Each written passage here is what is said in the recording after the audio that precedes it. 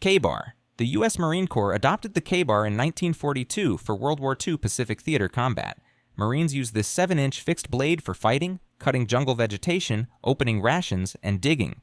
The knife remained standard issue through Korea, Vietnam, and modern conflicts because it balanced combat effectiveness with utility. The leather handle provided reliable grip in tropical conditions. It became iconic as the Marine fighting knife. Trench knife. U.S. soldiers used the trench knives in World War I from 1917 to 1918 for close quarters, fighting in narrow French trenches. The 6.75-inch blade with brass knuckle grip allowed soldiers to stab and punch simultaneously. Rifles with bayonets were too long for trench combat.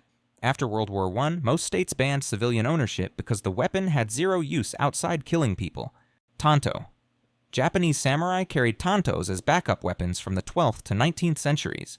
The 6 to 12-inch blade with reinforced point could pierce armor.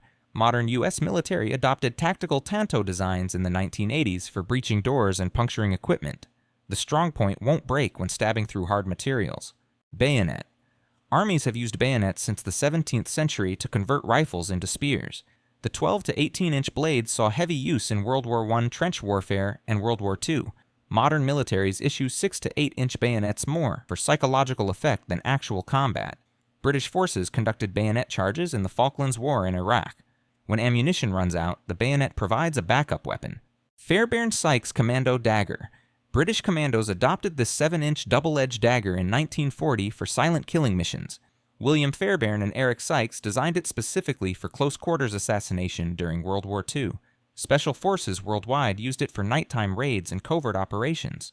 The narrow blade slipped between ribs for quick, quiet kills. British SAS and other elite units still carry modernized versions today. Combat dagger. Military special operations units worldwide carry 5 to 8-inch double-edged combat daggers as last resort weapons. OSS agents use them in World War II for covert missions. Modern Navy SEALs, Delta Force, and SAS carry updated versions. The symmetrical blade is designed purely for killing with no utility functions, easy to conceal and deploy quickly. Karambit. Southeast Asian fighters from Indonesia and the Philippines used karambits for centuries in Silat and Kali martial arts. The 2 to 4-inch curved blade with finger ring created tearing wounds. Filipino resistance fighters used them against Japanese forces in World War II. Modern special operations units adopted tactical versions in the 2000s for close-quarters combat. The curve and ring make it nearly impossible to disarm. Kukri. Gurkha soldiers from Nepal have carried kukris since the early 1800s while serving in British and Indian armies. The 10 to 15-inch curved blade works as both tool and weapon. Gurkhas used them in World War I trenches, World War II Burma, and modern conflicts in Afghanistan. The forward curve delivers devastating chopping strikes. One blow can decapitate or sever limbs. Combat machete. Jungle warfare units and special forces use 12 to 18-inch combat machetes in tropical environments. U.S. forces carried them in Vietnam for clearing vegetation and close combat. Modern special operations use them in South America, Africa, and Southeast Asia. The long blade provides reach while remaining more maneuverable than a sword, works for chopping, fighting, and breaching. Push dagger.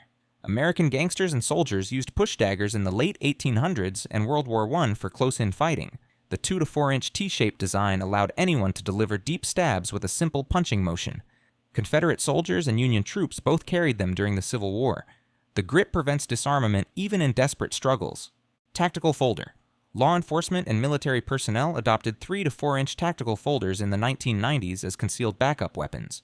The folding design allows legal carry in most jurisdictions while providing self-defense capability. SWAT teams, plainclothes officers, and off-duty military carry them daily. Modern special forces use them as secondary weapons when fixed blades aren't practical. Bowie knife. American frontiersmen carried Bowie knives from the 1830s through the Civil War. James Bowie made it famous in the 1827 sandbar fight. The 9 to 15-inch blade served for fighting duels, hunting, and survival on the frontier. Confederate soldiers used them as backup weapons when ammunition ran out. The large size provided reach advantage in knife fights.